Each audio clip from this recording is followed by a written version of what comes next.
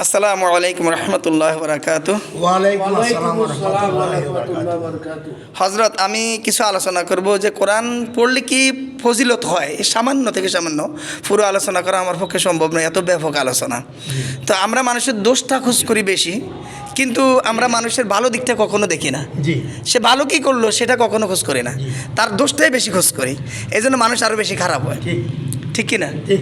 আমরা মানুষের সমালোচনা অনেক বেশি করি, জি, কিন্তু সমালোচনা করলে যে কী ক্ষতি সেটা পরে বুঝবে, এখন তো আর বোঝানো সম্ভব না। এটারও কিন্তু খারাপ ফজিলত, জি। ভালো ফজিলত না। তা আমরা যিনারা কোরআন শরীফ পড়াই, এ ব্যাপারে আমাদের এমন কিছু আমল করা দরকার যে আমলগুলো অত্যন্ত জরুরি। যেমন আমরা শোয়ার সময় সূরা ফাতিহা অবশ্যই পড়ে ঘুমাবো, আয়াতাল কুরসি, জি। দুরুদ, ইস্তেগফার। আরও কিছু আমল আছে, যেমন সূরা বাকারার শেষ 3 আয়াত, সূরা তওবার শেষ 2 আয়াত, সূরা হাশরের শেষ 3 আয়াত, সূরা তওবার শেষ 2 আয়াত, সূরা আলে ইমরানের 26-27 নম্বর আয়াত। জি না, এগুলা আগে থেকে শুরু করতে হবে। যেমন সূরা সারকুল, যেমন কাফেরুন আর কি, কলিয়া, ইখলাস 3 বার পড়ে, বা এবং ফালাক এবং নাস। এবারে সূরা বাকারার প্রথম 6 আয়াত। এগুলো যদি বেশি নাও পারে, যেমন আর এরপরে মাগরিব থেকে শোয়ার আগে পর্যন্ত কোনো হাফেজ সাহেবগণ বা এরকম কোনো সাধারণ মুসল্লি যিনি কোরআন পড়েন, ওনারা যদি 6টি সূরা তেলাওয়াত করেন, আমি সামান্য এক একটা সূরার অনেক বড় বড় ফজিলত, এত ফজিলতের বর্ণনা এত যে বেশি করে শেষ করা সম্ভব না, তবে আমি সংক্ষিপ্তভাবে বলছি। সেটা হচ্ছে, যেমন 1 নম্বরে সূরা ইয়াসিন। সূরা ইয়াসিন পড়বেন, 6টি সূরার কথা বলবো।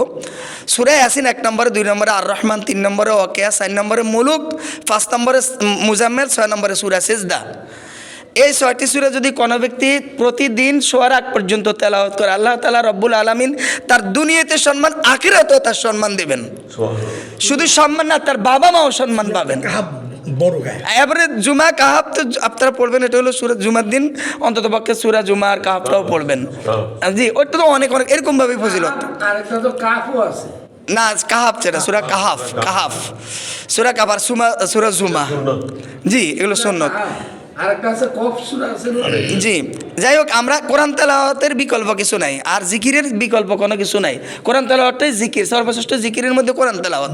নামাজের পরেই নামাজ তো জিকিরই, নামাজও জিকির, কিন্তু নামাজ তো কেউ বাদ দিতে পারবে না, বাদ দেওয়া যাবে না। কিন্তু কোরআন তেলাওয়াতের যে জিকির, সেগুলো বাদ দেওয়ার কথা আল্লাহ বলেন না, সেগুলো বলছে করতে, সেটাও হুকুম করছে বরস। তা আমরা কোরআন তেলাওয়াতের প্রতি কেউ গুরুত্ব দিচ্ছি না, যার কারণে আমাদের অধপতনের দিকে আমরা যাচ্ছি।